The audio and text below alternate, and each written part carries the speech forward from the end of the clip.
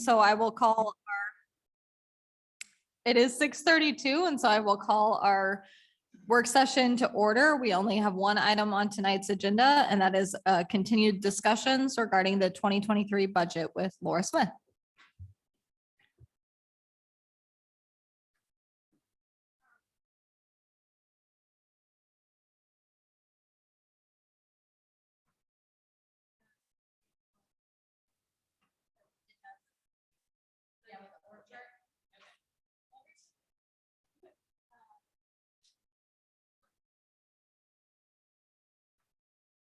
So good evening.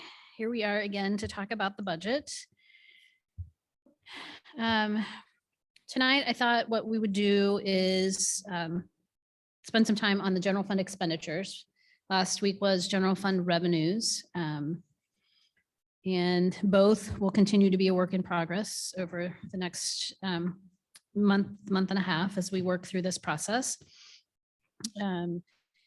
But wanted to just spend the time tonight, some of it again, maybe backing up a little bit further for the benefit of some of our newer council members, just to have a better baseline in terms of the structure and kind of how we approach the general fund. And then we'll talk, provided I've got a big, giant, intense, according to the mayor, spreadsheet that I left at your place regarding supplemental requests. So some additional detail and some department rankings that we'll go over again. That will continue to evolve, and I would imagine we'll spend a significant amount of time next week. So we'll go through kind of the expenditure side this evening. Next slide, Emily, if you would, please. Kind of looking at just the overview of our general fund budget structure, a review of the org chart, which is the page that didn't print in your handouts, but we'll get that taken care of. General fund expenses by character, and then by function, and then the supplemental requests, and then a recommended budget calendar, so we can map out our plans for the next couple of months. So next slide, please.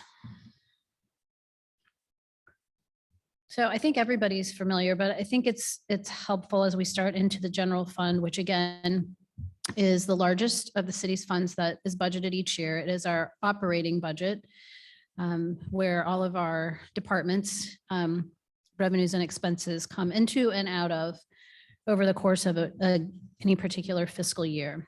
But the org chart, it's just nice to kind of review what our structure is as we think about the line item budgets and the department budgets that make up our general fund. So obviously at the top of our org chart are the residents of Mission that elect all of you. We have the city administrator, mayor, city administrator form of government. As you're aware, we have standing committees that have roughly, seems really loud this evening, about 35 volunteer members who serve in that capacity, many of them advisory recommending body boards to the governing body. We have our Parks and Recreation Department. Within the Parks and Recreation Department's budget, we look at the community center budget and the Mission Family Aquatic Center budget separately. In our Public Works Department,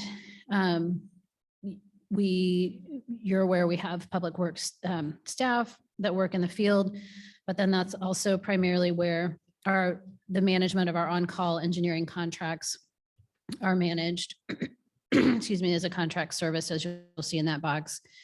We have our police department, which is sworn law enforcement personnel who are patrolling. We have community service officers who provide fingerprinting, report taking, a variety of other services, including animal control services, which we provide to several of our neighboring communities.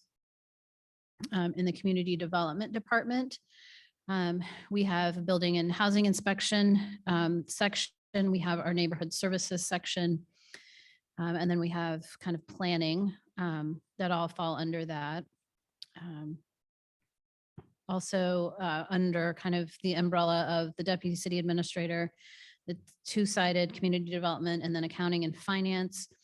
So in accounting and finance, sort of ongoing management of the budget and support through the budget development process, the work that goes into the annual audit each year, and then just our regular routine accounts payable processes and contract management.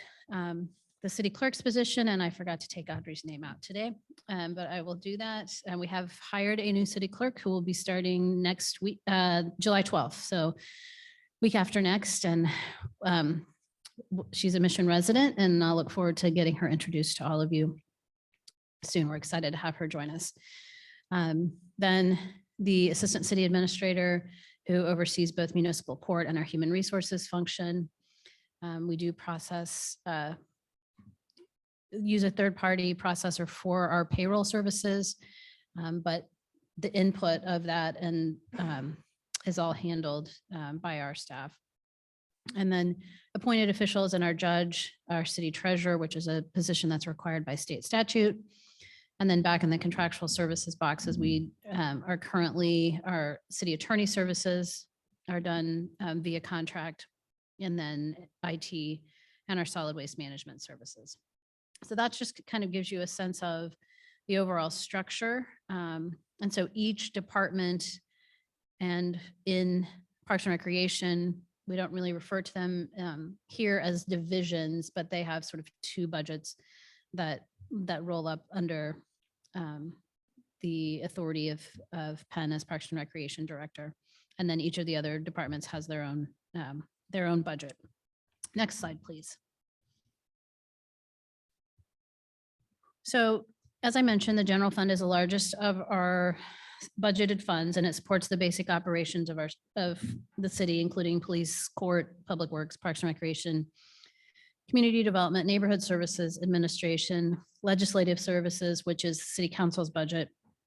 And we build that base budget each year on a series of assumptions that include both kind of our historical revenue and expenditure patterns that we adjust for unique or circumstances or anticipated events. We talked last week about some of the unique circumstances that are impacting the revenue side of the equation in the general fund this year. We'll talk a little bit today about, or tonight, about things that may be impacting the expenditure side. We look at the policy direction that's established by council priorities. And then, as we'll touch on later, anticipated trends in employee wages, salaries, and benefits. And so once we build that base budget, that's when we then start to layer on and consider the supplemental requests that we have. So where can we make room, or how do we adjust that base budget? Sometimes in the world of local government budgeting, you'll hear people talk about zero-based budgeting, where you go back to zero as your starting point each year. That's not been an approach that we have historically used here, but we do go through and reevaluate each of our line items each year as a part of the annual budget process. So we do look at, as we start to put the budget together, we discuss a number of tools or strategies that we apply in building that base budget. Sometimes that looks at a reevaluation of the budgeted positions that we may have, or the need or opportunity to hold positions vacant. We think about delaying the purchase of capital equipment, potentially eliminating or reducing non-essential budget items, and or privatizing or outsourcing or consolidating services to achieve efficiencies or economies of scale. When we look at expenditures, when we go through this annual budget process, we look both at revisions that we can make in the current year, current fiscal year, because we now have 6 months under our belt. And then we can make adjustments, and we do that formally if adjustments are necessary when we adopt the following year's budget. So we'll adopt a revised 2022 budget ultimately, and a proposed 2023 budget. So when we look at the current fiscal year, we're looking on the expenditure side in particular for potential savings or reductions that we might be able to capture confidently capture at this point in 2022. And you'll see, or you saw in your general fund summary, that we were able to do that from the original 2022 budget to the current estimated. We are anticipating an overall decrease of about 2%. That's a little bit lighter than most years. And I will tell you that that is really being driven by two factors. And that is the classification and compensation updates that we provided in 2021 We didn't adjust the 2022 budget upward to account for all of that growth, knowing we would sort of catch up some of the attrition or some of what we naturally get through attrition or position vacancies. And last year we budgeted for a 5% increase in health insurance, and we experienced, I think 20%, closer to 20%. So those typically we're able to reduce our expenditures in the current year, primarily in the personnel line item. That, as you know, is our biggest line item or biggest expenditure category each year. And so as a result of those two factors, plus the fact that we've been fully staffed in Public Works, for example, so Celia, knock on something, for the first time, I think in my tenure here, as well as the police department. So we just haven't had a lot of position vacancies that we've been able to take advantage of. But again, I think we took that look. We may still do better than that as we finish out the year. But I think that's a conservative look. And that still then represents a merit pool, which we'll touch on here in just a moment for the balance of this year. So then our 2023 budget includes 14,000 or 14 million, roughly 14.2 million in expenses. And so when we look at the expenditure categories, we kind of look at them in two buckets. We look at those that are truly serving the needs of the operating departments. And then we look at what we're transferring out. So we transfer, as we talked about last week, we take roughly the equivalent of 7 mils of our property tax and we transfer that out to our capital improvement fund, which is dedicated to street maintenance. And then we have historically made a transfer into the solid waste utility fund to help subsidize a portion of that residential street contract.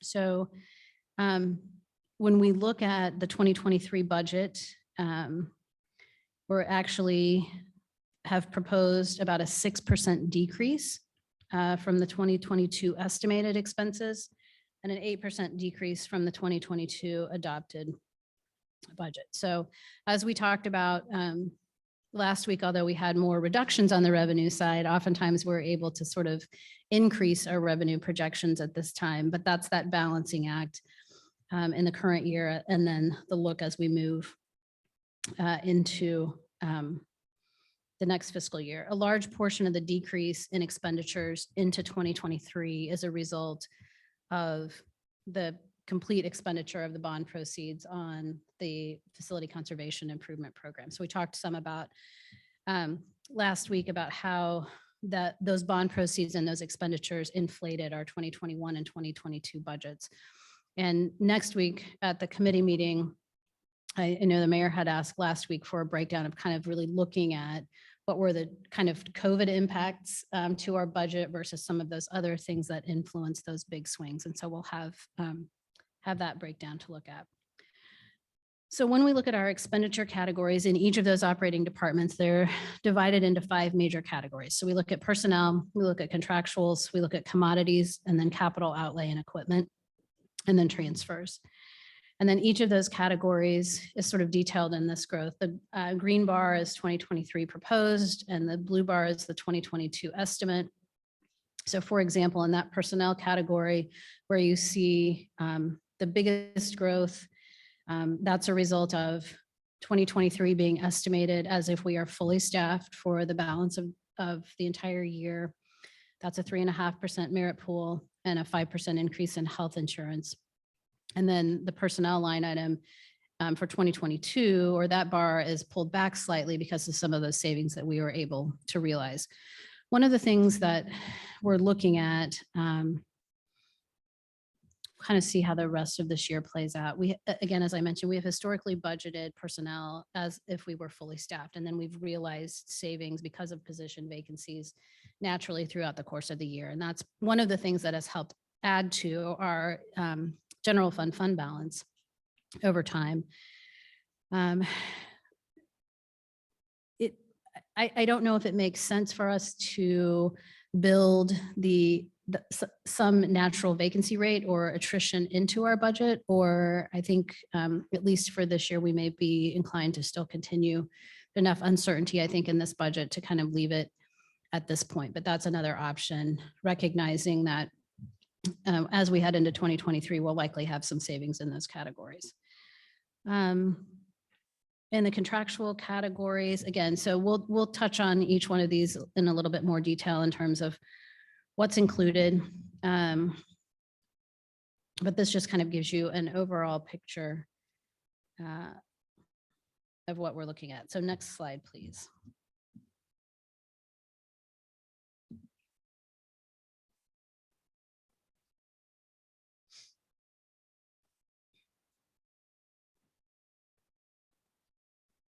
Thank you. So personnel is no surprise, it's the largest expenditure category in our budget, takes people to do all the things that we do. It's budgeted for 2023 at approximately 8.5 million, representing about 67% of our overall general fund budget expenses, excluding the transfers. Personnel expenses that are currently shown in the 2023 base budget reflect an increase of 7% over 2022 estimated and a 5% increase over the 2022 budget. Again, primary drivers of that are increases in the classification and compensation benefits that were provided across the organization in 2021. The 2022, actually 2023 base budget does not include any new positions at this point. All of the new positions that are under consideration are included on the list of supplemental requests. We currently have 75 full-time employees authorized in the 2022 budget. And this chart breaks down kind of how they're assigned by department. We do have, and the part-time positions here are what we call regular part-time positions. And so those are people who are working 20 plus hours a week on a regular basis. So administrative assistant in public works, our market coordinators in the administration department, a administrative staff person in Parks and Recreation who handles a lot of their accounting. And then the one part-time police officer position that we discussed briefly last week in the police department. And then obviously here at the community center and then at the outdoor aquatic center, we have a number of other part-time and seasonal personnel. So when we look at that personnel category, that includes several things. So it includes salaries for both full-time and part-time employees. It includes overtime wages. It includes health and welfare benefits, Social Security, KPERS and KPNF, which are our mandatory retirement programs, supplemental retirement, which is a program that's offered to non-KPNF covered employees, state unemployment insurance, and workers' compensation. So all of those things factor into that 8.5 million of personnel. As I mentioned, both the 2022 estimated and the 2023 base budgets have about a 3.5% merit pool built into those estimates. Just briefly, because I think it's important, different entities do it different ways, but several years ago, we transitioned to a performance evaluation system where we are evaluating all of our employees on the same cycle as opposed to their anniversary date. So each year we evaluate employees in October, and then merit raises are given in November to kind of coincide with the holidays. It's kind of a nice bump for that. So we have a merit matrix that is used based on an employee's score on their performance evaluation dictates. So the higher your score on your evaluation, the higher your potential merit increase. And so they're in a 3.5% merit pool. Last year, for example, the highest percentage available was 5%.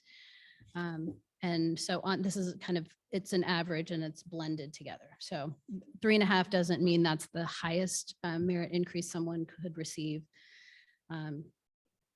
As we talked briefly about last week, based on kind of the current labor market, we'll be working on a specific recommendation to bring back to you to address both merit and potentially either some sort of market adjustment or something, employee retention bonus for consideration. And there is a supplemental request that accompanies that. think it's all of our goal to keep our employees appropriately aligned with respect to both the external and the internal market. So we know that's a high priority for you as you look at this supplemental request. The classification and compensation updates are not ranked at this point. That doesn't mean they're not important. They're just kind of that overarching umbrella there. So I think Yeah, where would we see a cumulative total of the number of part-time, like aquatic center employees? Is that factored into the 8.5 million? Mhm. Where's the number? Is there a number? So the number, if you go, it's really, the number changes a lot in terms of the actual number of people, right?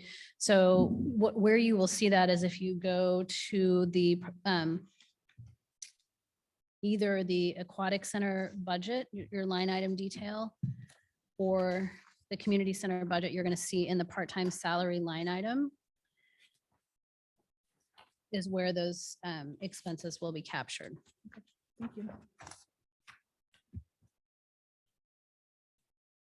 Yeah, Ken?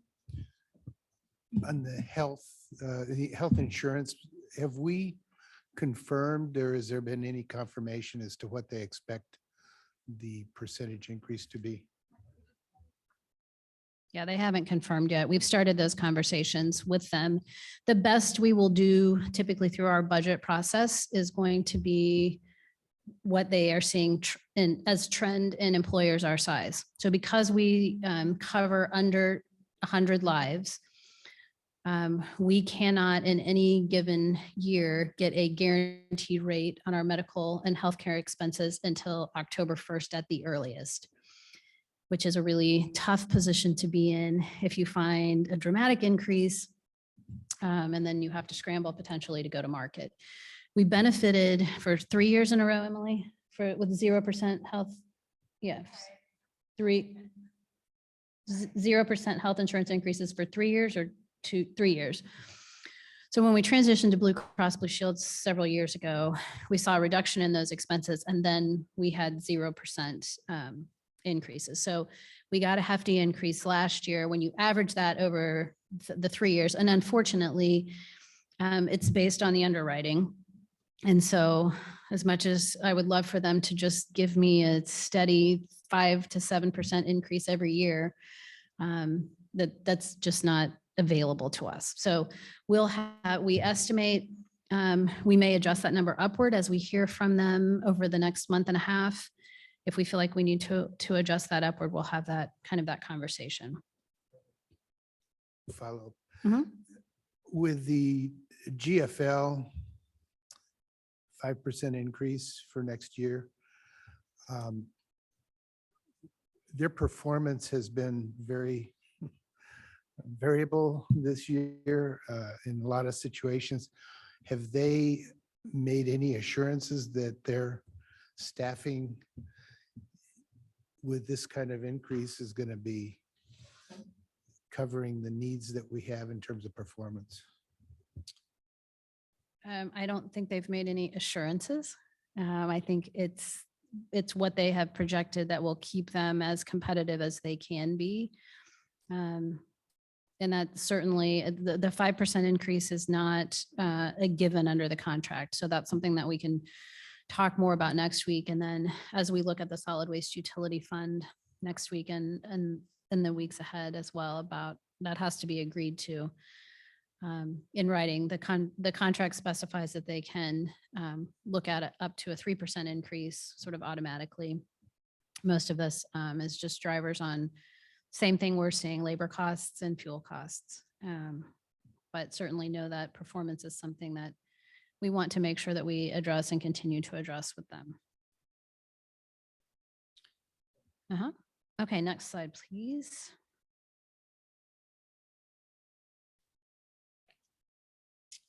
Okay. After personnel expenses, contractual services and commodities make up the next largest share of our general fund expenses. Accounting in the 2023 base budget at this point for about 3.75 million, or a 5% increase over the 2022 estimated. but essentially flat when we compare that with our 2022 budget, which is somewhat remarkable based on some of the things that we're seeing, because we're seeing some of those same expenses that we have. So contractual services are things that are provided or secured, obviously through contracts with others. And those include things like our utilities, legal services, engineer and architect services, prisoner housing, maintenance and operation of our traffic signals, and a variety of other things. Commodities are those things that are consumable goods. So if I buy it and I use it and I don't have it anymore, that's in our commodities line items, things like fuel, salt, program supplies, et cetera. And I have to commend every year, the staff does a fantastic job of managing their line item budgets and typically being able to realize savings in those categories. So in the slide here, when we look at major contractual expense line items, and we haven't done this for several years, but I thought it was kind of important to go back and just take a look at it again this year. But when we really break down that 3.75 million, just a little more than 2 million of it falls into these major categories where we don't have a lot of flexibility necessarily in terms of being able to look at a reduction in that expenditure or an elimination of that expenditure. So the largest contractual expense line item that we have in the budget annually is for the lease of the traffic signals that so we don't own all of our traffic signals. We own a portion and KCP&L owns a portion. And those that KCP&L owns, we lease from them. And so we pay, it's a lease payment plus the power to operate the signal. And then we have maintenance of those signals.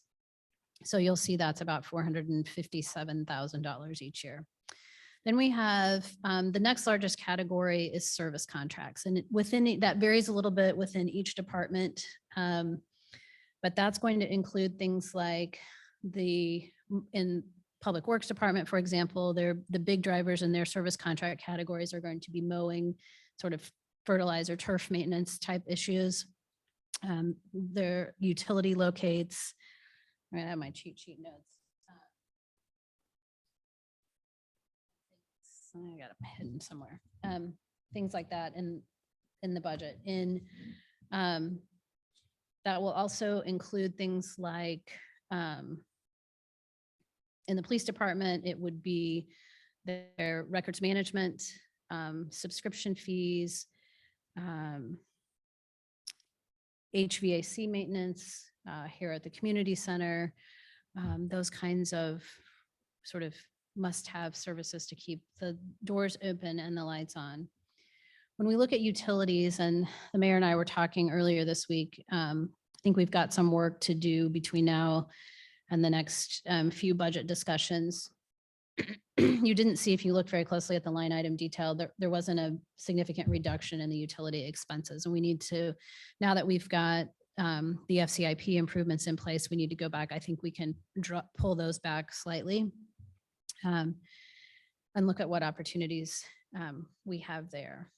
Then IT services, which includes the contract that we have with Johnson County DTI for support of our overall systems, but that also includes some ongoing maintenance and software, annual software expenses. Then we have insurance. So our property, casualty, general liability, cyber security insurance is about $178,000 each year, all told. Then development and engineering services. So land use attorney, engineer, architect services, outside plan review that we do. It's about $125,000 in the 2023 budget. Contract instructors Now, here. Oh, yeah.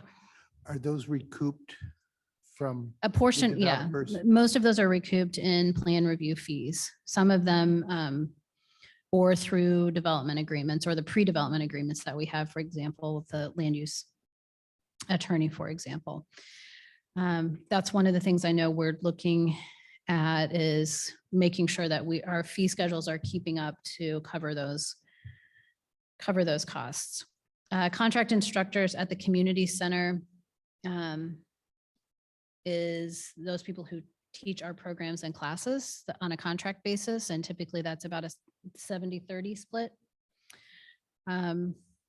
Since Penn has been here, we've been transitioning some of those folks to part-time employees because we think from a financial standpoint, it benefits us.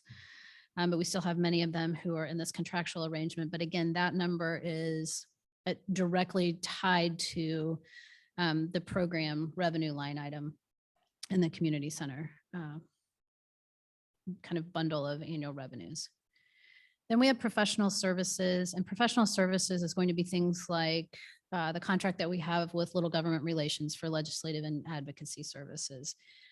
It will probably include the annual audit to the tune of about $31,000.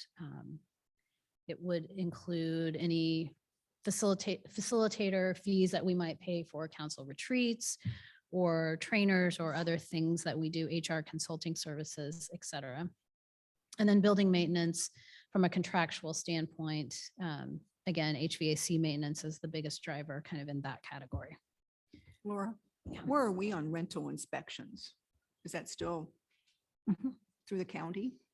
No, we gotta we've do been that. performing rental inspections for quite some time. So we are still, So who is performing them so Nilo is doing the rental inspections. for the whole city? Mhm. Okay. And what we can and can't do on that front is constrained currently by state statute, correct? Correct. Yeah. And if you look at the, I have another question. Sorry, Mhm. Laura. On the food concessions, that is both concessions here as well as at the aquatic center. yes, Has there been any discussion or consideration of contracting the food concessions at either location? And would there be a benefit to do that? we have not talked about contracting. I don't know that there would be a benefit. We actually tend to make money each year there. I didn't know if there was any manner in which if you had a contract, you get a percentage of that as part of the proceeds or not. You would, and I don't know. We can, that's certainly something we can put on a list for the future, but we haven't looked at that, at least in a while. Let me catch up my notes here just a little bit. So when you look at your revenue detail, the rental licensing, there's a rental licensing line item, and that the license fees cover not all of, but a portion of the inspections that are conducted. And so we're still inspecting 5% of the units in a multifamily complex annually. And then for single family properties, it is at this tenant requested. Is that correct, Brian? Yeah. So we aren't able to go in without that tenant request form in a single family property. But the multifamily complexes, we are doing that 5% each year. Okay, and then is there a variable, like the next year when we have to do something, do you do a different 5%? I mean, Yes, you can't show us the same units year after year after year. They usually try to find is, someone moving out, puts most things in. They can't do that.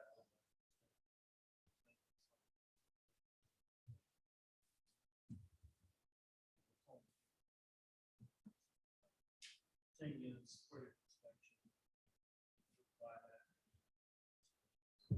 we currently have a checklist of everything they're looking for. Yes, Laura, yes. perhaps just to follow up with Debbie, we could find some time as we've had conversations around existing housing stock to just talk about what those processes are and where we have maybe a little bit more room to help improve any conditions in apartments. Thanks. Absolutely. We've talked about doing kind of a work session or study session on that program overall, because I know there's a lot of interest in that. We would have the ability to, for example, increase the percentage of units that we're inspecting each year. On the multifamily side, we will also perform a tenant requested inspection if that's the case. Okay, then on the commodity side, again, those are consumable things. Equipment and supplies is kind of the largest category, and that covers everything from all of the supplies that we purchase for our summer camp program, for any of the programs that we offer here at the community center, for any of our special events that Parks and Recreation puts on. It's a large portion of that that is tools and equipment in the Public Works Department. It's also protective gear, uniform, property and evidence room supplies, things for the police department. Fuel is the next largest category. We increased those fuel line items into 2023. Building maintenance, just the parts and things that are required to keep up with maintaining our older facilities. Salt, which I think you're all familiar with. I think not too long ago, we did the salt contract to keep the salt dome filled up.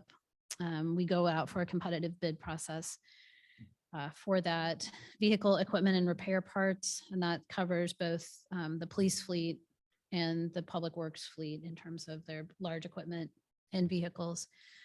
Park maintenance, and then food and concessions, both here and at the, so $25,000 of that food and concessions is at the Outdoor Aquatic Center, and about $5,000 of that is here. So of the 600 and some odd thousand, $659,300 in commodities, these are the categories that make up about 78% of that total. So any other questions on contractuals or commodities?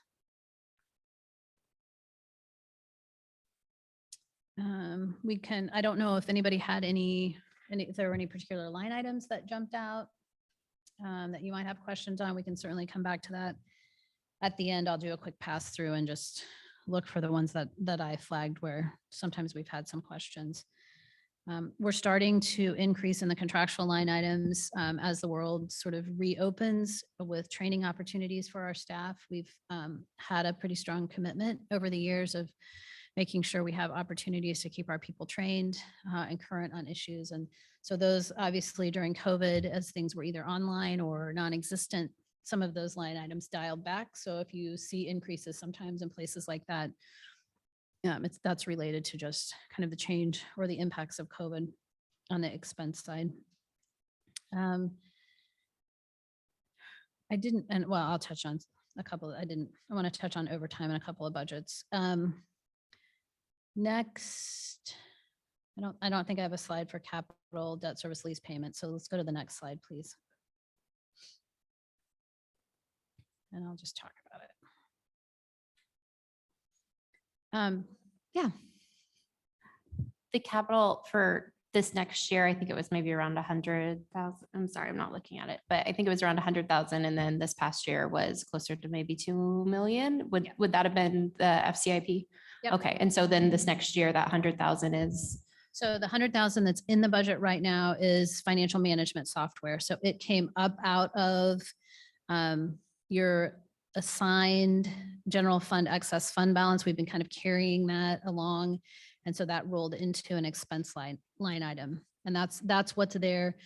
I would anticipate there are a few things we've got to kind of go back and look, but typically several years ago, we created the equipment reserve and replacement fund.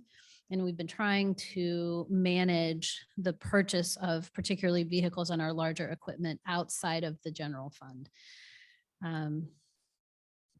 We haven't made a transfer in a while. We've been able to recoup through the resale of our used equipment enough typically to cover those expenses. I think this year we're going to be close, so we may need to talk about, as we talk about that fund on a standalone basis, we may need to think about a transfer into that. Or the other thing that we've done, although it's become increasingly different with supply chain issues that we've experienced in the last couple of years, is oftentimes in a year where we may have a little bit tighter budget parameters than we would like, we will schedule those large equipment purchases or expenditures on a quarter by quarter, so that we have the opportunity. It is not, and our department directors know, they don't have the opportunity on January 1st of any fiscal year to go out and buy everything that's in their approved capital budget. So we have had to make some adjustments, again, because of increases that we're seeing or lead times on vehicles and equipment in particular, but we try to account for that where we can. So when we look at sort of capital, then debt service and lease payments in the budget, we have some debt service in the general fund. So most of our debt that we carry and we'll look at when we go through our CIP and our capital infrastructure funds, we'll look at the debt that is associated with streets and stormwater and parks. But the only debt that we are carrying currently in the general fund relates to the acquisition of our streetlight network back in 2013. We financed the purchase of that. That debt will actually retire in 2023. So that will be our last, it was a 10-year note. And that will be our last debt service payment. And then we will own our streetlight network free and clear. And then you'll recall we elected to pay for the FCIP debt service out of the general fund. So that will be a combination of energy savings, guaranteed for a period of time by Verigy. So there'll be pretty elaborate tracking systems to make sure we're able to take advantage of all of that. And we finance that over a 15-year horizon just based on the anticipated life expectancy of most of the major mechanical systems that were replaced. This one we'll have to fix for next week. I thought we were when we lease our frontline police vehicles, we have typically had a 4-year lease and we got sort of a reprieve in the last year of that lease payment. I thought we were there in 23. So I'm gonna have to come back and add a lease payment for the frontline vehicles there. I don't think we'll be able to manage that in equipment reserve and replacement, but we'll look at that before we make that adjustment. So then when we look at the general fund expenses by character, which we've kind of run through, we also look at them by function. And so this graph just sort of details, I don't think it's any surprise that the largest expenditures are for public safety. So those include both the police department and our municipal court. In public works, we're looking at both the public works department and the community development departments. Parks and recreation is the community center and the outdoor aquatic center. And then administration is a general overhead account, which is a catch-all, and I should have touched on that earlier. But the general overhead account for things that don't fit nicely or cleanly into any particular department's budget. So utilities at City Hall, the annual audit, expenses. So there are a variety of different ways that you could do that. We've elected to create a general overhead account that pays for those rather than allocating those on a percentage basis to each department. So administration is that general overhead budget, the legislative budget, which again is the city council's budget, and then our administration department's budget. Then transfers, as we mentioned, are used to support programs and activities and other funds. The 2023 base budget estimates an amount of 1.4 million for street improvements, representing the transfer of revenue generated by the property tax mills dedicated to streets. I think I mentioned briefly last week that one of the conversations that I think we'd like to have is, can we move away from a 7 mil label on that and transition to selecting a specific dollar amount each year? I think that provides some additional flexibility. And just as a kind of, for some context, the 7 mills was selected back in 2015 when we created that transportation utility fee to the mills. And it was 7 mills generated $750,000. 7 mills in the 2023 budget, based on our exceeding the revenue neutral rate and capturing the growth and assessed valuation, this 1.4 is essentially 7 mills. So I think at least in this year, it's probably important to be true to that philosophy. And then if we want to change directions, I think, we can do that. But I think, again, it allows us to look at, what's coming up in the next year's street program. Where would we have opportunities to either, Celia will always lobby for more money, as many of us would on the street front, I know. So that's something that as we kind of move to finalize the general fund budget, we'll kind of come back to, but that 1.4 million that's shown as a transfer is still consistent with the equivalent of 7 mills. And then currently we're showing a transfer of about $85,000 into the solid waste utility fund. All right, next slide, please.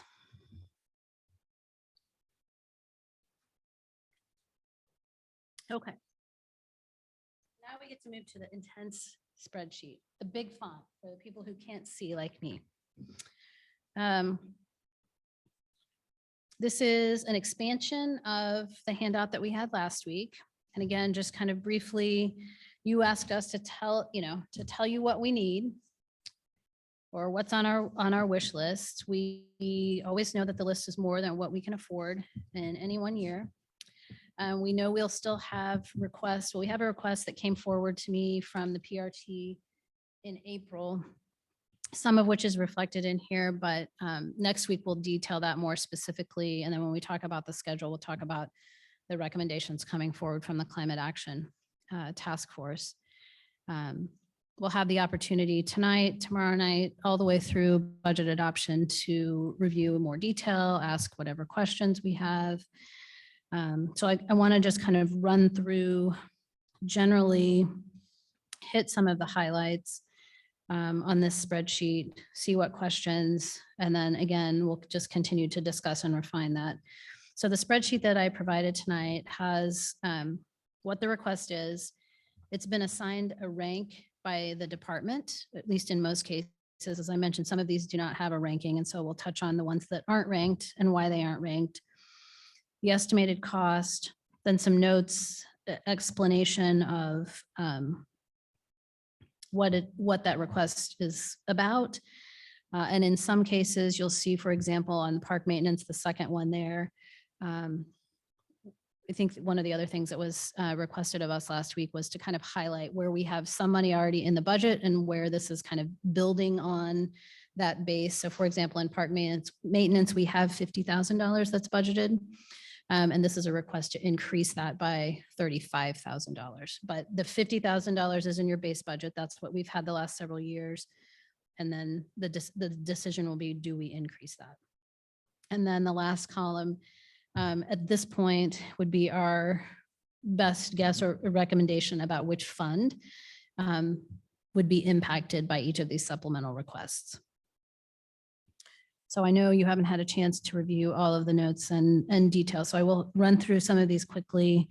But again, feel free to ask questions tonight, next week,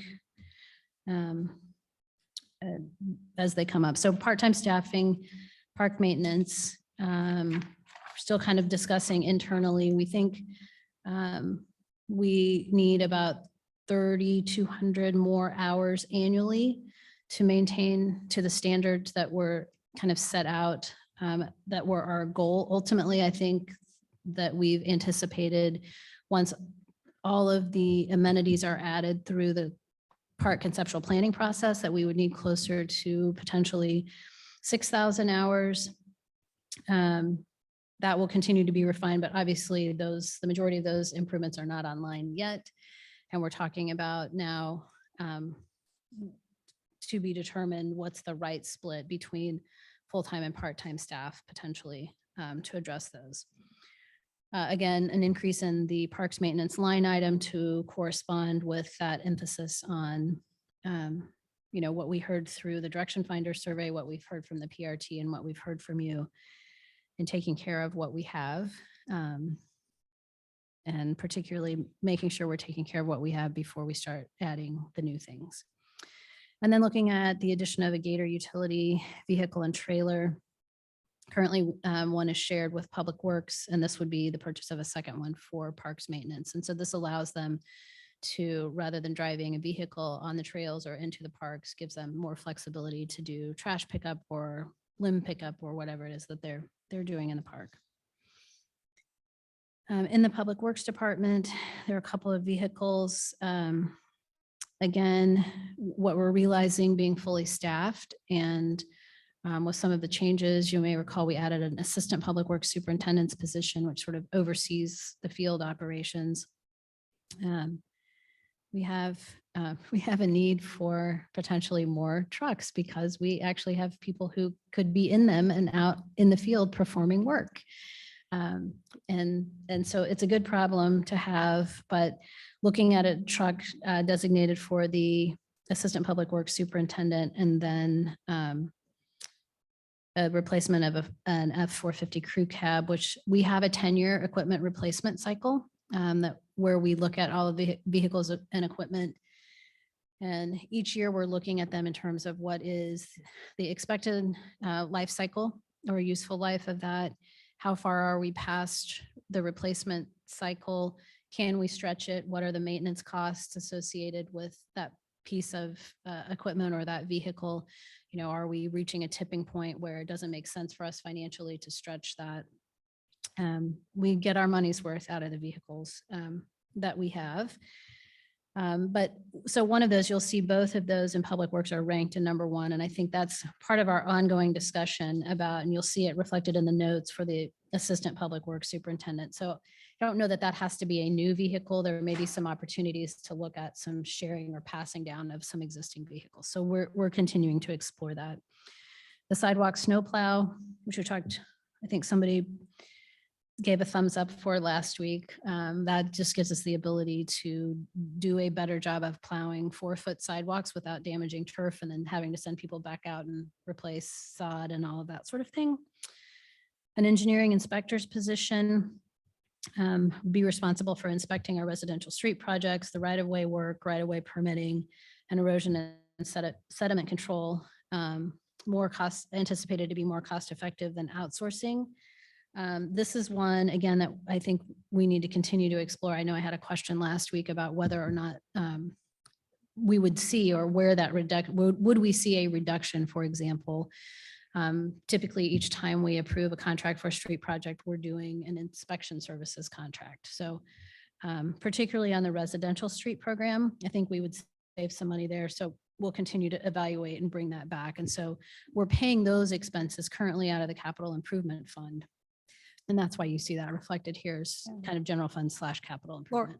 Or as we look at that one too, would it be worth having the city attorney also look at the like kind of the risk profile? Because I'm wondering if we get some additional protections and having an outside party do that work. I don't know if that's accurate or not based on the contracts, but you know, they make warranties and guarantees about their work. So I would just be Yeah, curious. and I about think that you piece. see this one at, and Celia, correct me if I'm wrong, but I think you see this one at reflected at with the cost that it is because you're someone who would be a PE potentially, or have some certification.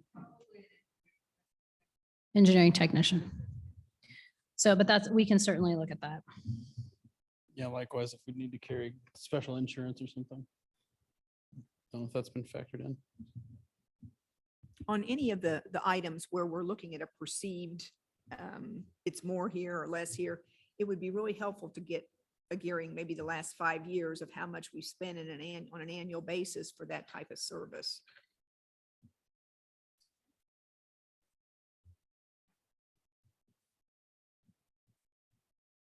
Because health insurance alone is what really adds to our personnel costs. So, you know, when you're factoring that in, if you're looking, and the more inventory we have on buildings, you know, it requires additional resources, I understand, but I'd just like to see a compare and contrast before we're making decisions based on anticipated Yep. costs.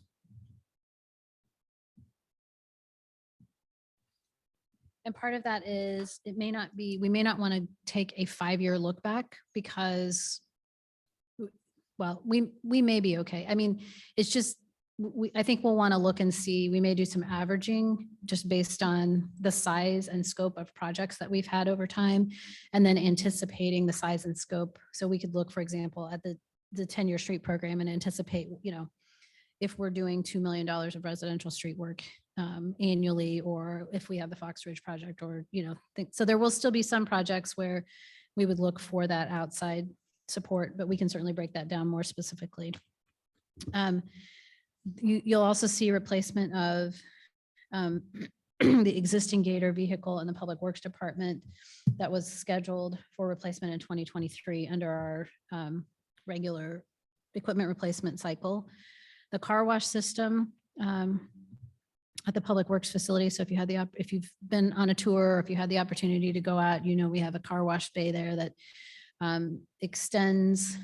dramatically extends the useful life of particularly our snowplow vehicles and others. But so we use that for our Public Works vehicles, our police department and others also use it. It's original to the construction of the building back in 2007. So it's starting to experience some mechanical issues. And yes. I want to back up for a second on the Gator utility vehicle. Mhm. Why is the cost of this one 38,000 and the one above, which includes a trailer, is only 19,000? That's a good question.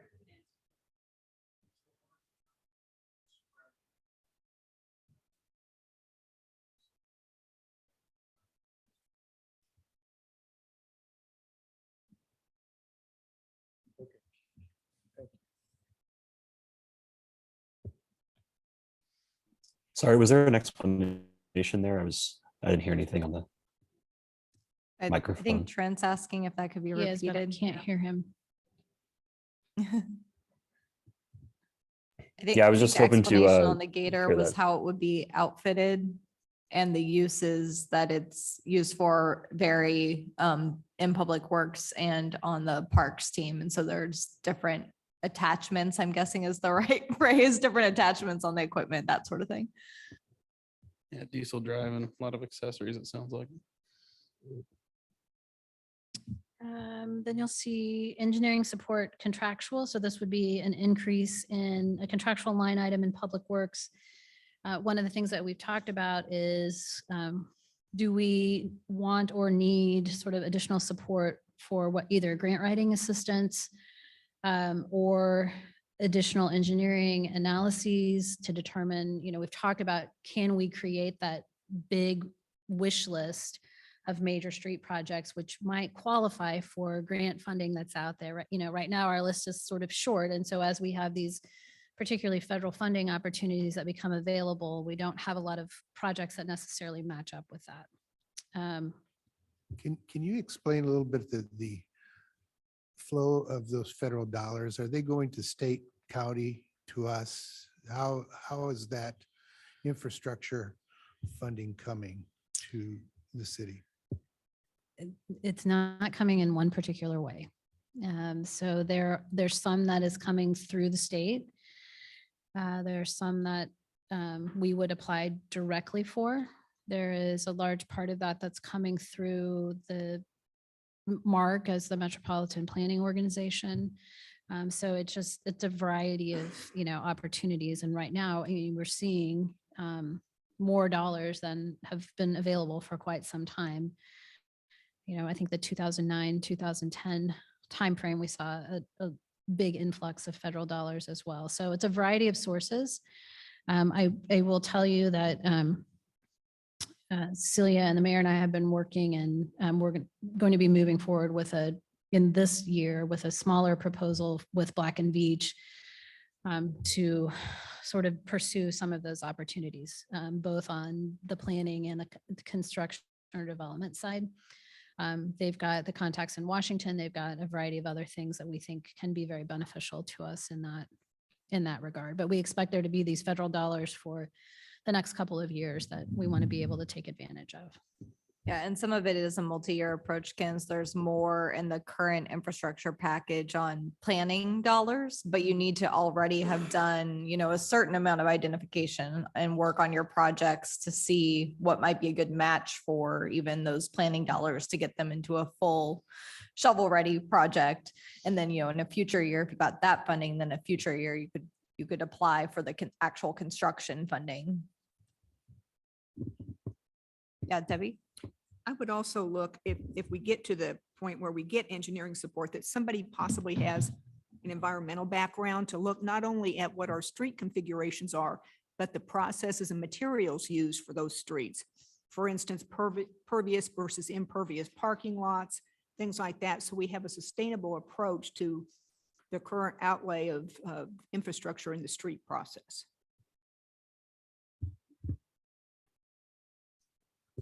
I had another question. with regards to the climate action, I know that's probably coming down the road, but are they also, as a task force, looking at some of these federal programs in the infrastructure realm that would impact climate action expenditures at the city level? I mean, there are some of the dollars that definitely overlap with the climate work, like we've applied through MARC for Planning Sustainable Places grant. So I think that is definitely one thing that the task force, especially beyond, the 2023 budget recommendations, but for future years could be within their scope. I don't know, Ben or Hillary, if you have anything to add on that piece, but. Yeah, it's not looking as directly at the federal dollars themselves as much as, what's the checklist of things that we feel like we need to get done? And what timeframe can we have an impact on those various items? A lot of them are suggestions from Climate Action KC, but a big part of that is evaluating, grants and federal funding opportunities. So it's not lost on the climate task force or the climate action plan to look at that stuff. And I would just add that really any climate related grant opportunities are going to flow through MARC, at least at this point, and we're, right in tune with them. So they'd be on our radar. And one thing that Celia and Laura and I have actually discussed is that if you look at the ranking criteria on the federal funding programs in particular, there's a renewed focus on sustainability and equity built into those criteria. So they are also looking to prioritize and fund projects that move forward those sustainability goals beyond just, we fixed this street, but we fixed it now, so it's better for pedestrians, or there's, an enhanced tree canopy and those sorts of things. So it's built into the other funding we'd be pursuing as well. Are we also looking at the current municipal grant programs that we're giving to businesses and so forth with regards to this matter? Like, for instance, the water Rain barrel. rain barrel program, other programs that we currently are providing grants to local applicants. Yeah, I think that's within the task force scope, and there are neighboring cities that have started doing for residential, at least, more sustainability, energy efficiency focused grants. So that would be another potential, recommendation out of the task force.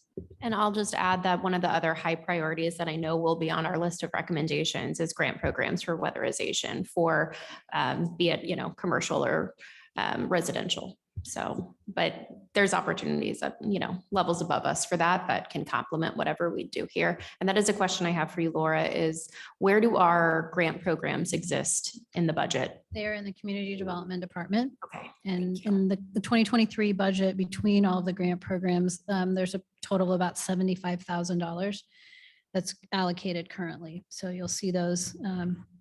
They're identified Mission Possible, the rain barrels, the business improvement grant, et cetera. And the base budget, I think it's the same as 2022, right, on those programs? Yeah. Yep. And just to follow up, is the rent, I should think of it. I should be able to remember the name of it. The rent and mortgage assistance. Yes, is that included as well? We didn't add it back for this year because we've just continued to struggle to be able to allocate those dollars. How much has been used of the About $15,000? $5,000. I need to follow up with Catholic Charities, but. So we could keep the line item and carry over the existing funds Mhm. for next year. Okay, great. Or we could look at, can we stretch those further in some other fashion? I think there's been a big push that I've seen also recently coming down from the county.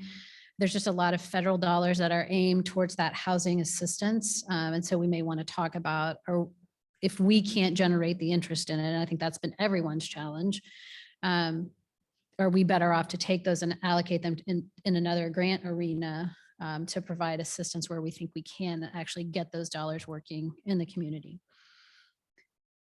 Okay, walk behind concrete saw. I think we're going back to look at, I think we could possibly just absorb that in the existing public works budget. Creek maintenance, there's a lot of conversation. Again, this is more as we talk about the stormwater utility, but we're currently on a 4-year cleaning cycle in our creeks, but we don't spray for weeds because we don't want to spray chemicals in the creek channel.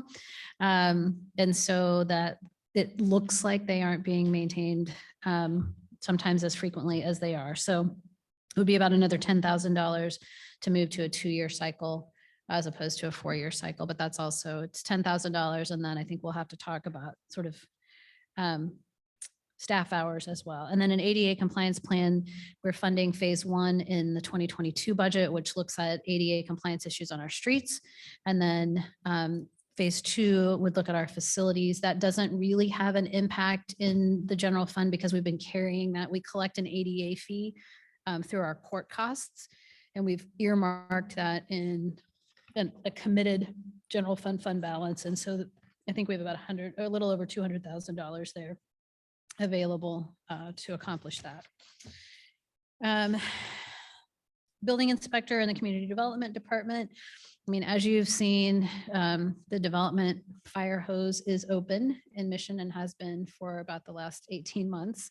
And keeping up with that, I think last year we issued more building permits than we ever have in the last 10-year period. And so right now we have a building official, but he is doing plan review. He oversees and supervises the code enforcement. And then he's also out doing inspections on everything from our larger projects to water heaters, plumbing, roofs, all of those kinds of things. So this would be a building inspector's position to sort of take so there would be the opportunity to offload some of those smaller projects and then help supplement him. It's also, I didn't put it here, but there's also some succession planning, kind of looking at that. I think our building official is, at least has uttered the word retirement. So we want to think about being positioned there. Community development director. For those of you who've been around for a while, we had in years past, we had a community development director. The time we sort of merged into what was first an assistant city administrator, now deputy city administrator, kind of the finance director and community development director's positions with some additional supporting positions underneath. It was doable with the projects that we had as we've increased on the finance side, as we've increased projects that have a request for an incentive, whether or not they end up with incentives, but the evaluation of incentives, if there are incentives that are granted, there's a tracking distribution process that comes as a part of that on the finance side. And then just the whole myriad of things that are coming forward on the development side. Consultant review for an update of our zoning code. I think everybody knows we have a lot of inconsistencies in our zoning code. The whole code really needs to be evaluated and rewritten to be more up to date.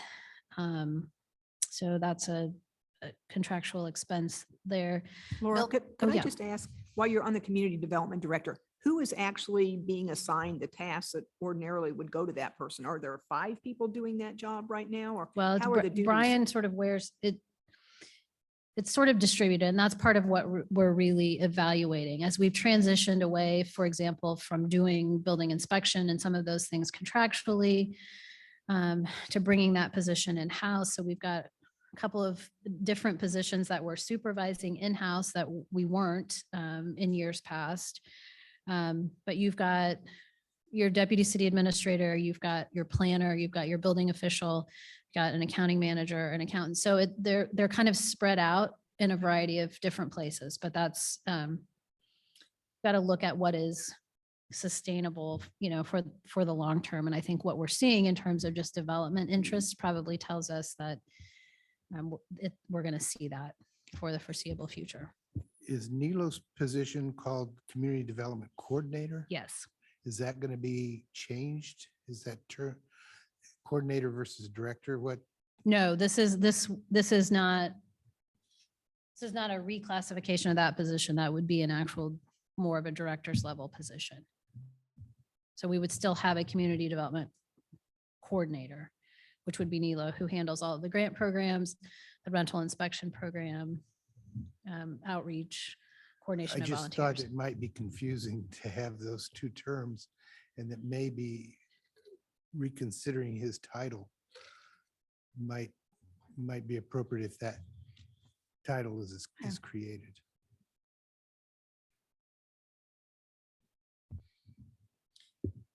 Building code updates you see on here, there's not necessarily a financial cost with that. It's more of a staff time resource allocation. Then as we kind of look at kind of finance related, or let me just finish making this note so it makes sense to me when I read it tomorrow. One more question, Mhm. going back to this consultant to review zoning code. Mhm. Is that the form-based code that's going to be reviewed as well? Be part of it, but it would really be our entire zoning code. Okay.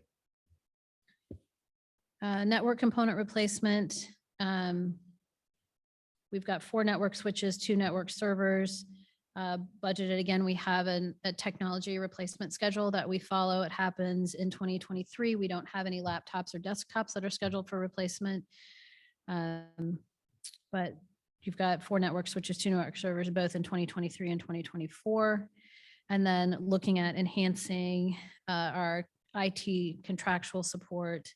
We've got $224,500, as I mentioned, currently in the base budget. This would be an additional $100,000.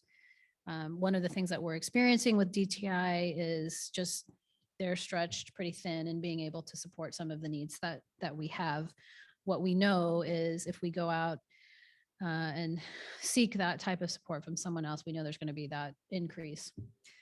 Laura, have we Mhm. looked at other organizations our size? That just, I mean, the existing number seems like a lot of money to me for an organization our size. And if you talk about adding, 30% of that, it seems like, or more than that to an organization of our size, it seems like a lot of money for the services. But That 224,000, and I'll break it down more specifically, that's a combination of the DTI contract and then like our ongoing support contracts for municipal court software and some of the more licensing. So I'll carve out the licensing piece and we can look truly at just what that DTI contract is.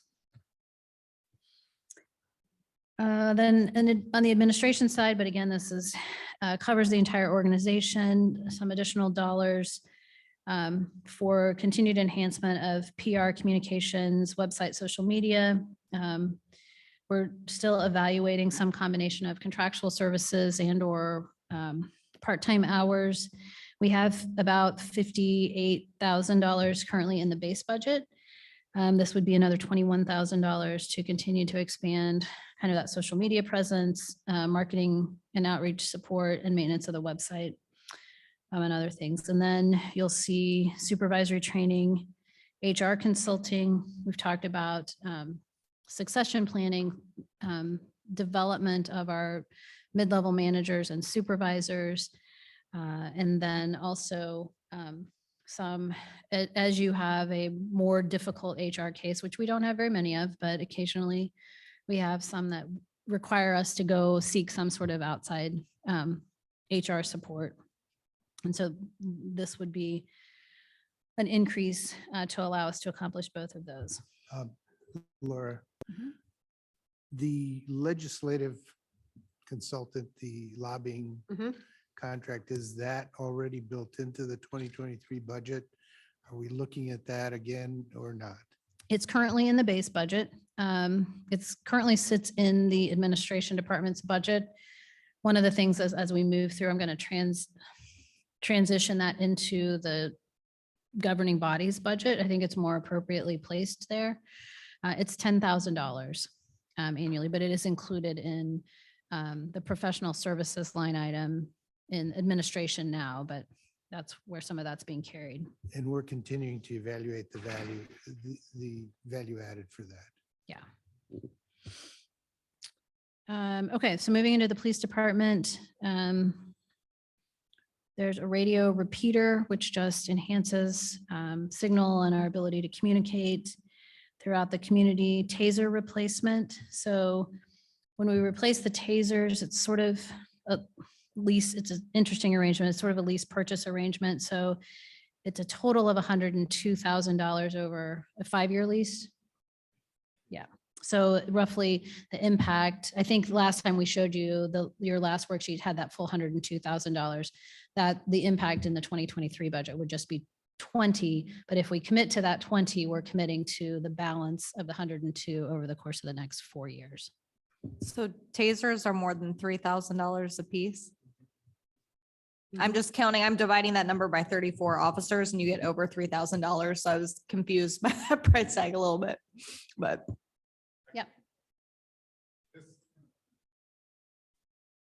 One of the reasons why the cost is so high is Axon, which is the company makes tasers, also will provide virtual reality de-escalation training simulators that we could use not only internally for that training, I could also take it out in the community and Citizens Academy and those kind of things. And that contract also provides us with all the cartridges, and that's why it's a little bit more than.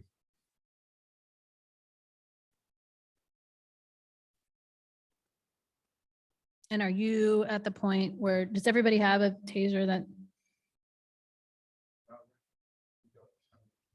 Yeah, we don't have enough for it because we're at the tail end of that last replacement cycle. Admin and investigations vehicles, kind of a replacement of 2 of those. They were originally scheduled for replacement in 2022 and those were deferred. CSO vehicle, continuing to evaluate this, but I think that requires specialized equipment because it's used for animal control. So it needs to have some sort of be outfitted with something where as they pick up animals, they can be transported in that. The vehicle that we have, the size of the truck itself is too large and it's just very difficult. So there's still going to be that need to have that specialized equipment. But, again, can we trade for something smaller and then pass down that larger truck? It may be able, that may be one of the things that we can look at passing down to Parks or Public Works. And then, Laura. Yeah. Yeah, just wondering if with the admin or investigations, I understand the CSO vehicle, it's probably not possible, but with the admin or investigations vehicles, have we explored a hybrid or electric option for those? Yes. Yeah, Says- and is it at all doable? For those, Yes, yeah, for the admin vehicles, Awesome. yeah. great, that's good news. Okay. thanks. Then replacement of all the AEDs, so the defibrillators that are in all of our patrol cars and in all of our facilities are scheduled for replacement. Then we move into personnel reclassifications. Each year we have, as we go through the budget process, kind of a reevaluation of positions that may have had a change in responsibility or authority. Do we need to make some adjustments to grade? As we move and make those recommendations, that's part of what you as the council do in setting the overall salary grade and salary structure.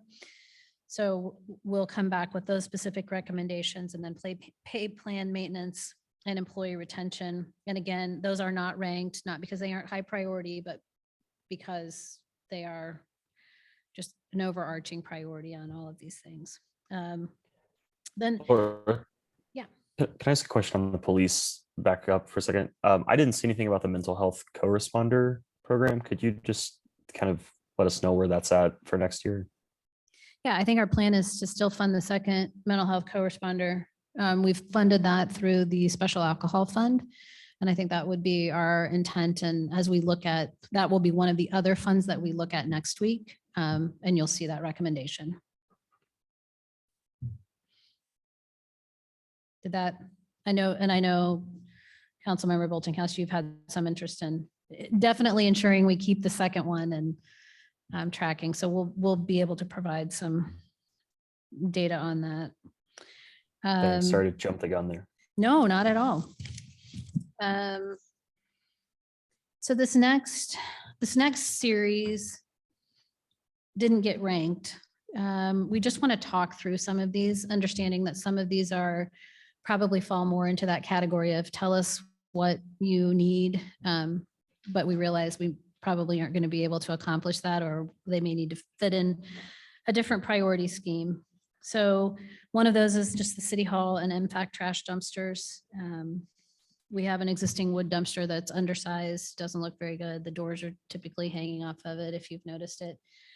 This would be replacing that Uh, and updating that, yes. Would that not fit the equipment reserve category? It's not really, because it's not, the dumpster itself is more of a structure or a facility than,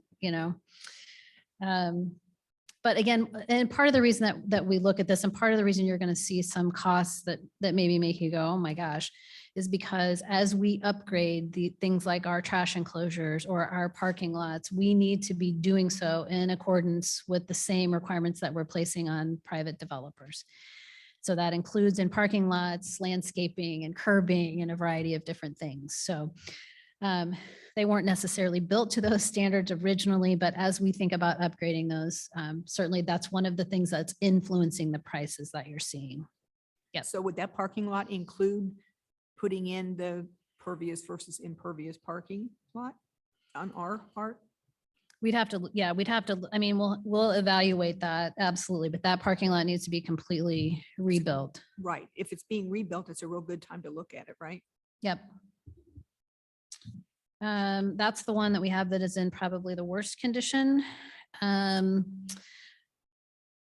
Moving on to the third page, upgrade of the city-owned lots at Outlook and Woodson to support downtown parking. So in the past, we've had a Johnson Drive parking task force that looked at and submitted recommendations to the council about opportunities to enhance parking to support the downtown merchants.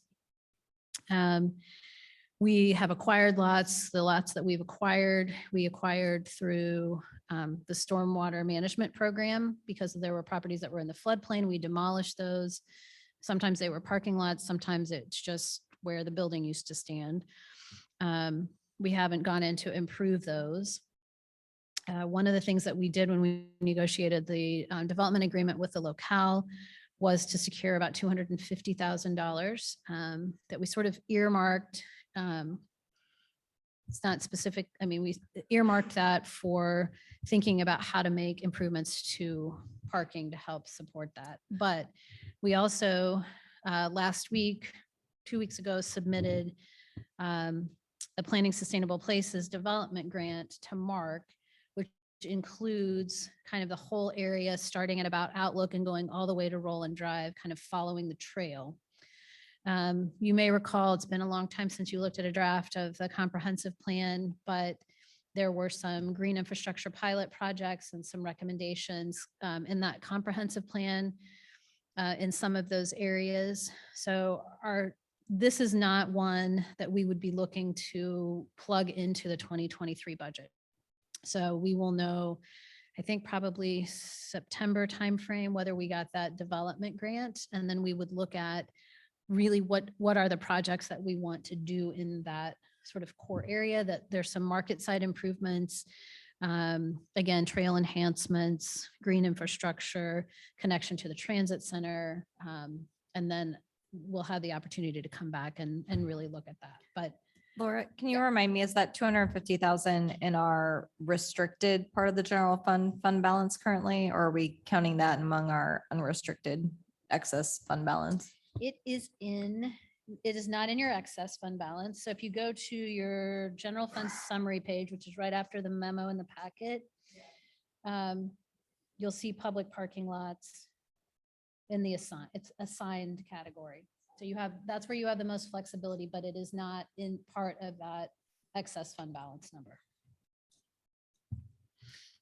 Laura, I'm really hesitant to add, public parking. To me, I don't see a need for it, and I haven't had trouble ever, even at some of our busier events and on busier weekends. So I'll say I would really want to see like some data, some utilization data about parking and what it currently looks like before I would want to put money towards adding anything. Yeah, and we can do some of that. I know that there has been interest in some of the properties along that stretch on Johnson Drive who have ultimately not leased or not purchased a building because of parking. concerns. But we can certainly, bring that forward. I think another thing that we'll quite honestly want to evaluate is there've been some significant changes coming out of the pandemic for Script Pro, for example, who had, has built up a tremendous campus and at one point had 800 or so employees in that downtown. I think our police department was meeting with them recently, and I think they have about 125 folks that are coming on a regular basis to that campus. So I think which again has a spillover effect, having 800 people from 8 to 5, Monday through Friday, every day on Johnson Drive, able to walk to restaurants, to walk to coffee shops, to walk to all of those kinds of things, was a important piece of demographic information that could be shared with potential tenants. Having that go away can change some of that character. But I think there are lots of opportunities that we want to explore as we watch usage of existing buildings and parking lots change over time. Yeah, and as we see density infill projects, I hope that would factor in as well. But just on that same item, those lots in particular, the PSP stuff, the ability to more sustainably handle the stormwater would be great. But I'd really, feel like maybe it's not a good idea to be putting a lot of impervious surface on those lots where we have stormwater issues already. That just seems concerning, but I'm also willing to consider that the other factors that you guys have looked at before. Sorry, go ahead, Ken.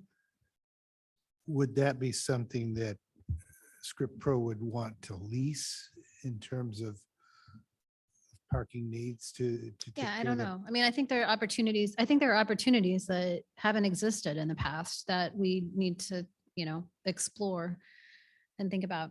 And also with the parking lot for the police department, is that something that could be some economy of scale with regards to the work that's being done on the street program? Residential street. Potentially, yeah. But that it's just going to be, you're not going to have a whole lot of economy of scale. You may see some reduction in mobilization costs if you were to combine it with someone who was here working on a street project, but the amount of repair that needs to be done to that parking lot is pretty significant. Laura, Uh-huh. I was just going to add, and not that we need to get into it, but I would just add to Ben's comment. I think there is opportunity on those lots for public opportunities like we've seen with, food trucks, et cetera. And that's how I've always kind of envisioned in what the comp plan represented with those lots. And so I'll be curious, if the PSP opportunity comes through, kind of having a bigger conversation about once we have the comp plan back, what that space could look like. But I think it could be some sort of hybrid of like a public use, but also because it already is parking, it just looks really bad, so, I think if we can liven that up and make it, something on both sides, it could work. And so, and I think you heard Celia talk a couple of weeks ago or so about, we're applying currently for PPS, okay, through SMAC for that section of the Rock Creek Channel from where we're making the repairs now through to Woodson.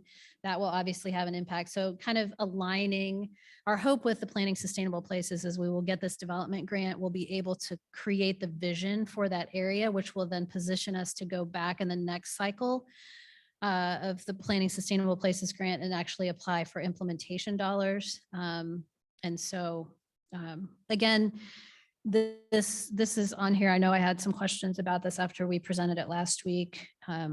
These are just kind of keeping some of these bigger picture items out in front of us. Then moving on, just maintenance and upkeep of city property in general.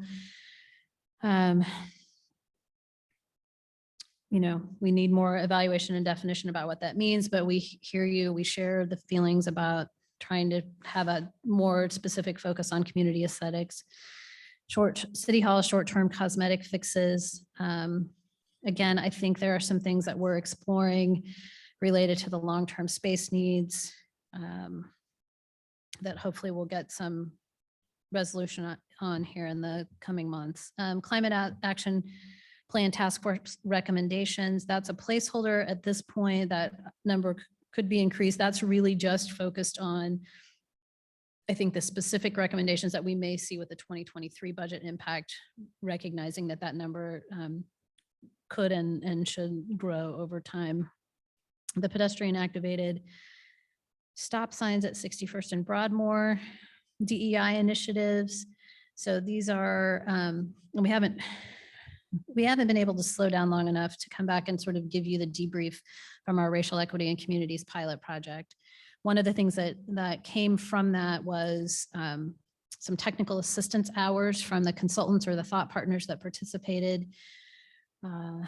We have been talking internally and been talking particularly with the city of Roland Park, because in conversation, they're using their technical assistance hours on some of the same things we had thought about, which was coming up with ways to really apply that DEI lens to our policy and or budget decisions. But they had and then also on their list was, how do we really start to solicit feedback from our own employee population and share back education around DEI issues. And so I think tentatively we're sort of tag teaming. So they can't get everything on their list done, but their list looked a lot like our list. So we're kind of dividing and conquering in that regard. Banners, we pay for those out of the Mission Convention and Visitors Bureau Fund, which is our transient guest tax that's collected off the one hotel that we have currently.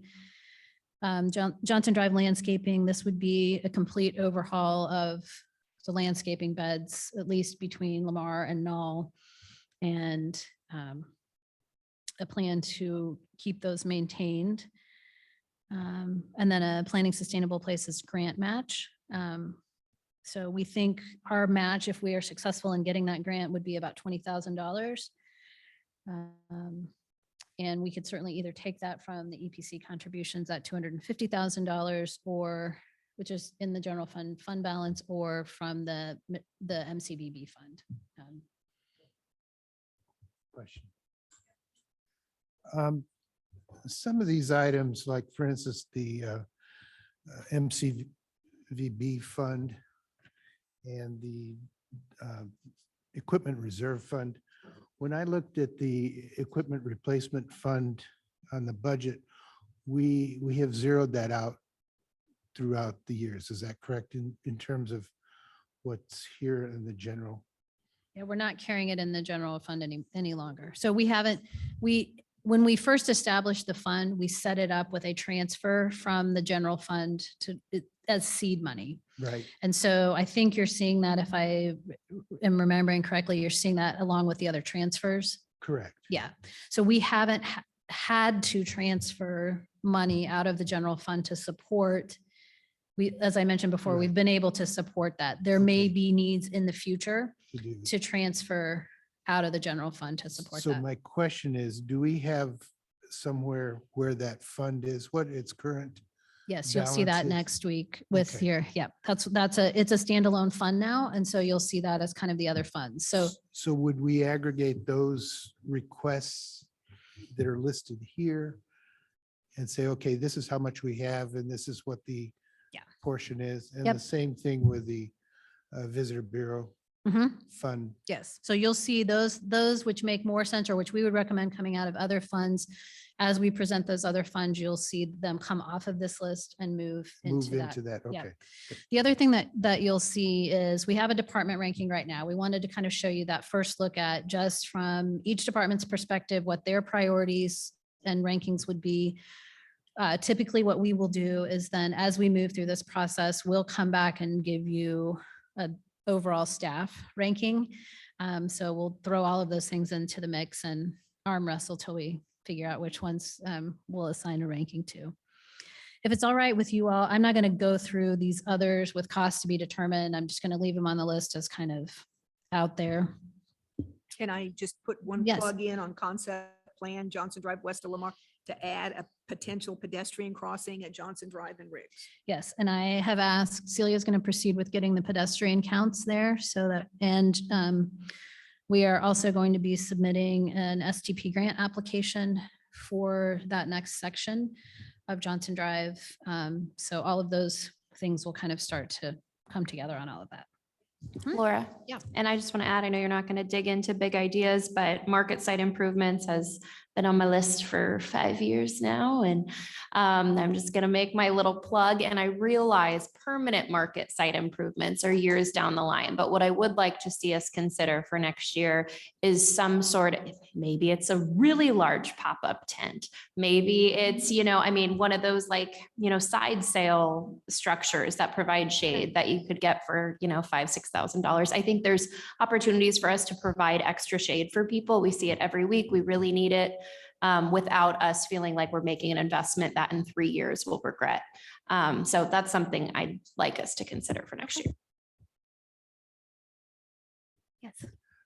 On this broker for sale, city-owned property, one of the things I think would be helpful is for us to understand or have at least an understanding of the inventory that we're talking about. Because I know that we have properties in different locations. I don't know how many of those are possible for sale possibilities. Yep. And then the other question is whether the funds and the proceeds from those sales could fund, for instance, these parking lot structure needs.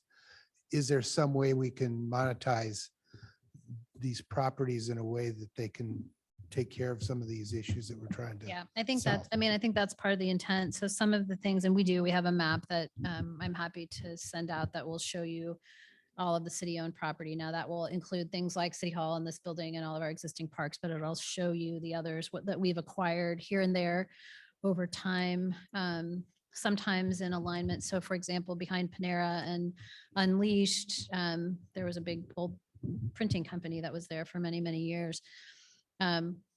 Years ago, we had a lot of conversation around trying to acquire properties as they became available at an affordably, thinking that we would be able, as we were looking at redevelopment, to potentially bring, as opposed to an incentive in the form of a TIF or something else, we would be able to help maybe offer a piece of ground or help assemble property. What's happened with assessed valuation hasn't really resulted in us being successful in seeing a lot of that property assemblage, but I'll send that map out. Yeah, and Laura, that might be something that would be worthwhile for a study Study session session. too. And something we've talked about that as opposed to other varying uses is, we've talked a lot, for example, about green space or potential need for land for our space needs for City Hall and the police station. And so that would be another thing that, that Laura and I have talked about is, could you sell some of the land where maybe your original goal of like collecting parcels or something hasn't really planned out, how you thought it would, and instead use those dollars for alternate land acquisition that could be of better use to the city. Yep. I just, on some of the pedestrian safety stuff, 61st and Broadmoor and the Riggs crossing that Councilmember Crane was talking about. I'd really like to see us look beyond just counts and warrants of what's already happening there now and think about, what do we want those spaces to look like and how do we want people to use them and build for what we want, not necessarily how they're used now, because I wouldn't walk across Johnson Drive right now, but I certainly would if it was safer looking and friendlier at Riggs. I'm there quite often. I And hope you wouldn't walk Yeah. across Riggs right now because there's not a crosswalk. But I think we want to, and that's part of why, I heard what, heard Councilmember Crane, we heard Councilmember Inman last week say, there's a lot of people that cross there. It aligns with that entrance to the Mission West Shopping Center. But part of that goes to, we've often said, in having this debate about, do we have a parking problem on Johnson Drive or do we have a walking problem? What's the frequency with which that you want to provide a protected signalized intersection? Riggs one block the other way, you've got it's a long way to get to Lamar, but you've got a signalized intersection one block the other way. So part of that is that whole overall philosophy of, how much are you stopping and Yeah. starting that traffic? Again, recognizing, I think we do want to be forward thinking and thinking about the future, but do we? Yeah. And I know, you encourage people to walk another block and go cross with the light that Yeah. exists. And timing is a piece as well. I mean, I think you mentioned maybe at our last budget meeting too, that looking at things like the Riggs Crossing might make a lot more sense as we're looking at, that stretch of Johnson Drive more comprehensively rather than doing something now that in 2 years, we're saying, no, this doesn't fit with the overall solution. Yeah, and I think that's what Councilmember Kring is asking for specifically, but, I'll say this till I'm blue in the face. I have very little desire to prioritize people getting from Metcalf to Row on Johnson Drive. If they want to do that, they can go around the city. I want it to be safer for people that are, staying in the city and living and spending money here and using, using our city the way it's supposed to be used. But that also lends itself to slowing traffic down. Yeah. And, one of my priorities would be getting police into the neighborhoods again. The people are flying down Johnson Drive when they get past Lamar. I don't know how much it's going to the east, but to the west, they are flying. And my bigger concern, not just having a place for people to walk, but taking a chance on walking out there and not getting hit. So, Do we have traffic studies of that section? We do probably, but they're probably old. So those things will be updated as we move forward in the development of that concept plan. Laura, when's that slated for? 26? Yes. Okay. Okay, next slide, please. I think this is our last one. Yep, okay. So last week we talked a little bit about the fact that this year, none of our regular council meeting dates align with the statutory Senate Bill 13 requirements in terms of when we have to conduct our budget public hearings. So in trying to think about schedules and timing, this is sort of a tentative schedule that we have laid out. So next week, we would have a continued review of general fund supplemental requests, other expenditures, and then the other non-major, non-CIP funds. So that would be, equipment reserve and replacement, special alcohol, MCVB are probably the biggest ones in that category. And then we would come back. Then as we know, July 20th is our deadline to notify the county treasurer of our intent to exceed the revenue neutral rate for the 2023 budget. We also have to let them know the date of our public hearing at that time, because then they will be responsible for mailing the notifications to all of the taxpayers in our jurisdiction. Then August 3rd, at the Finance and Administration Committee, we would come back with a look at the 5-year CIP and all the infrastructure funds that feed into that. So capital improvement, street sales tax, parks and recreation, sales tax, special parks fund. Then prior to the city council meeting on the 17th, we've generally tried to have a community dialogue. Sometimes we've had one in attendance, sometimes we've had a couple more, but we would plan to do that. That would give us kind of a chance to introduce that, still get some feedback if the public is interested prior to you all moving forward to a final recommended budget. An August 24th work session on the 2023 recommended budget resolution, and then the revised 2022 budget, potentially August 31st work session. So August happens to have 5 Wednesdays to do a final review of the budget, and then either September 7th, which would be our regular committee meeting in September, or September 14th would be the dates that we would be targeting to hold the public hearing on the budget and the hearing on our intent to exceed the revenue neutral rate and then adopt the budget. So I think as we've looked at it internally and as I spoke with the mayor, although September 7th is a regular committee meeting night, it would require us to publish in the legal record the notice of that public hearing.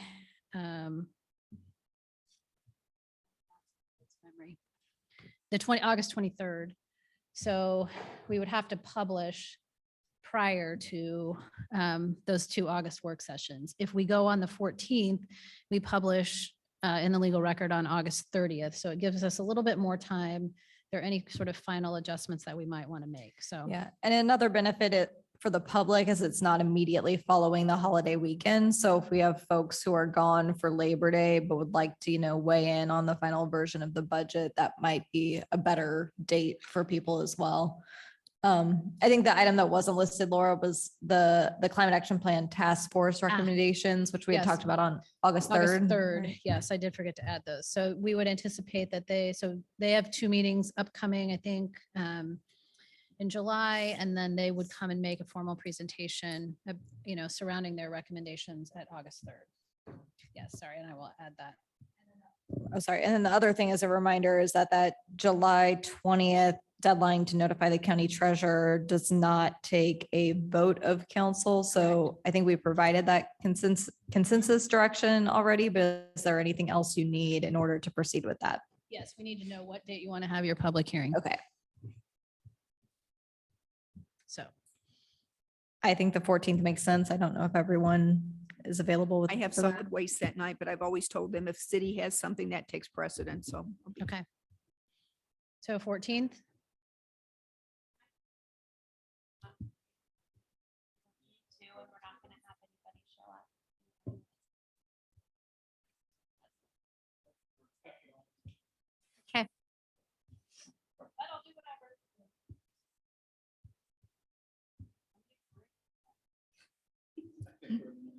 Yeah, I think you're already in the minority.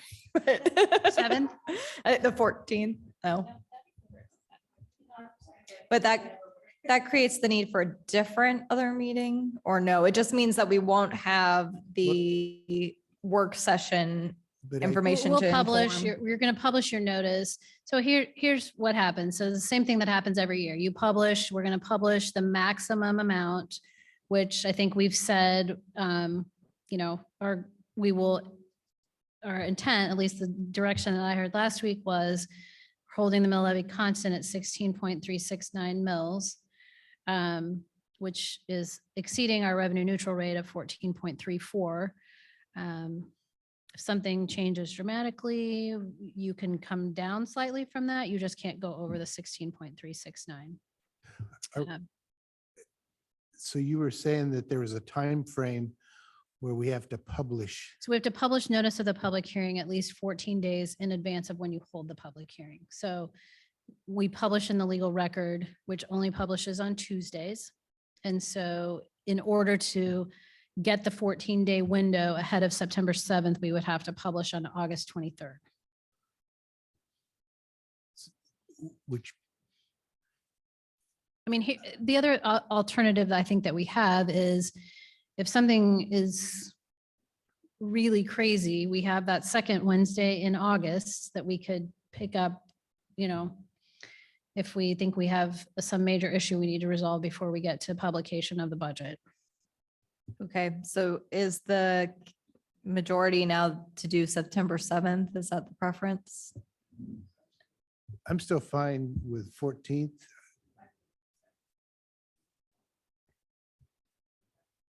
And I wouldn't say you're all off scot-free on the 14th just yet, since all Wednesdays have been asked to be held to the extent possible. But if people prefer the 7th, I think we can make that work. Yeah, we just need to know. Okay, so we'll notify the county that our hearings will be on the 7th.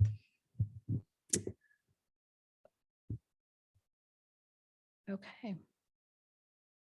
I think that is all I have for tonight. Laura, I had one final question if Yeah. possible. And I probably should have asked it when you were going through the line item details, but I just wanted to make sure that there's going to be conversation around the community center feasibility study and room for expenditure changes.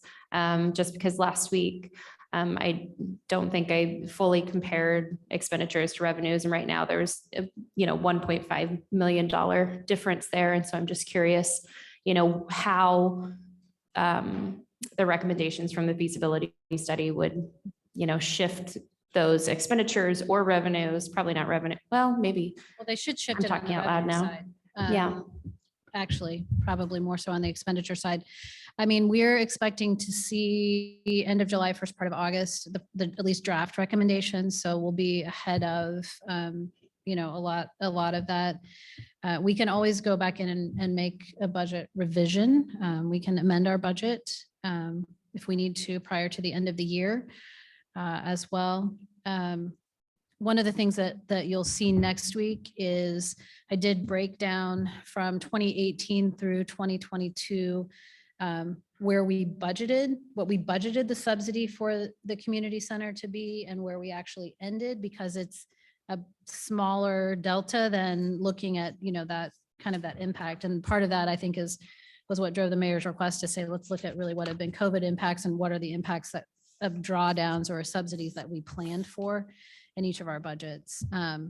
So I'll have that. I've got that detailed in a chart, and that will be part of that look that we can also look at. Sure. And just additionally, just for me to get a little bit more specific, I'll be interested to see, what the business plan change, operationally is on the revenue side. What are we doing that is going to make this significant change? And is that currently reflected? No, because we haven't seen any of those recommendations And yet. and then what will that change look like? That's what I'm most interested in. I don't know. Which I know may not be later till way later in the budget process, but Yep. And to my point earlier of continue holding those Wednesdays, because, I'm guessing going through those recommendations, for example, might be something we'll want a work session or more than one work session on once we have those reports. And development projects. Can you stop the recording? I don't know, can you?